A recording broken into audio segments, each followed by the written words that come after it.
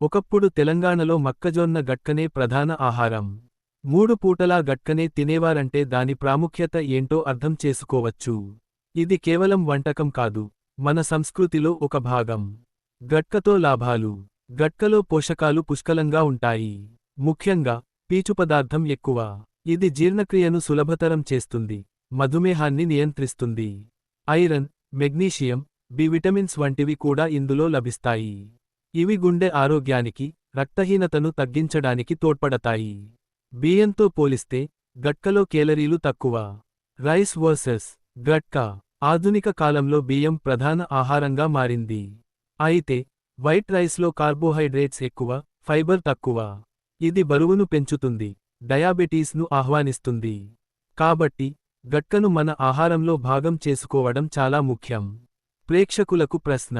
నా మాట అర్థమైన ప్రతి ఒక్కరికి నా నమస్కారం. ఇప్పుడు మీకో చిన్న పని. మీ తాత ముత్తాతలు, నానమ్మలు, అమ్మమ్మలు ఏం తినేటోళ్ళో ఒకసారి అడిగి తెలుసుకోండి. ఆ తెలుసుకున్నది కింద కామెంట్లలో రాయండి. మీరు ఎక్కడి నుంచి కామెంట్ చేస్తున్నారో అది కూడా చెప్పండి.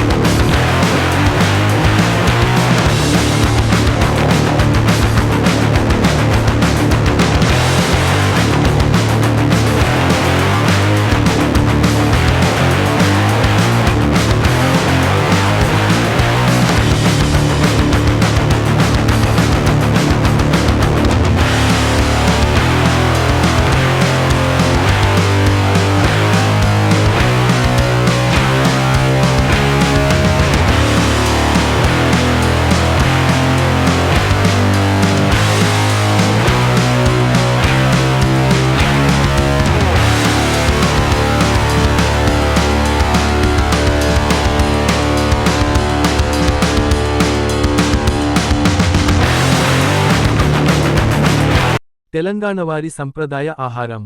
దోస్తులు ఎట్లున్నరు? గీ రోజు మన ఛానల్ల ఒక అదిరిపోయే ముచ్చట చెప్పుకుందాం.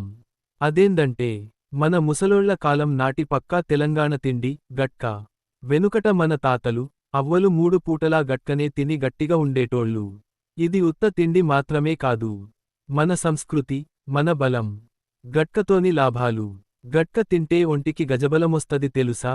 ఇందుల పీచు పదార్థం, ఫైబర్, మస్తుగుంటది, అందుకే తిన్నది అప్పనంగా అరుగుతది. షుగర్ ఉన్నోళ్లకు ఇదొక వరం లెక్క. ఐరన్, మెగ్నీషియం, బి విటమిన్లు గివన్నీ గట్కల పుష్కలంగా ఉంటాయి. గుండెను గట్టిగా ఉంచుతది, రక్తం తక్కువ ఉన్నోళ్లకు రక్తం పడేటట్టు చేస్తది. అన్నం కంటే గట్కల తక్కువ కేలరీలు ఉంటాయి, అందుకే ఒళ్ళు రాకుండా ఫిట్గా ఉండొచ్చు. అన్నం వర్సెస్ గట్కా. ఇప్పుడు అందరం తెల్లన్నానికి అలవాటు పడ్డం గాని ఆ అన్నంల ఒట్టి కార్బోహైడ్రేట్లే ఉంటాయి, ఫైబర్ అస్సలే ఉండదు. అందుకే అందరికీ తొందరగా బరువు పెరగడం, షుగర్ రావడం లాంటి రోగాలొస్తున్నాయి. అందుకే మన గట్కను తింటే మన ఆరోగ్యం మన చేతుల్లనే ఉంటది. ప్రేక్షకులకు ప్రశ్న. మరి గీ ముచ్చట్లన్నీ విన్నరు కదా? ఇప్పుడు మీకో ప్రశ్న.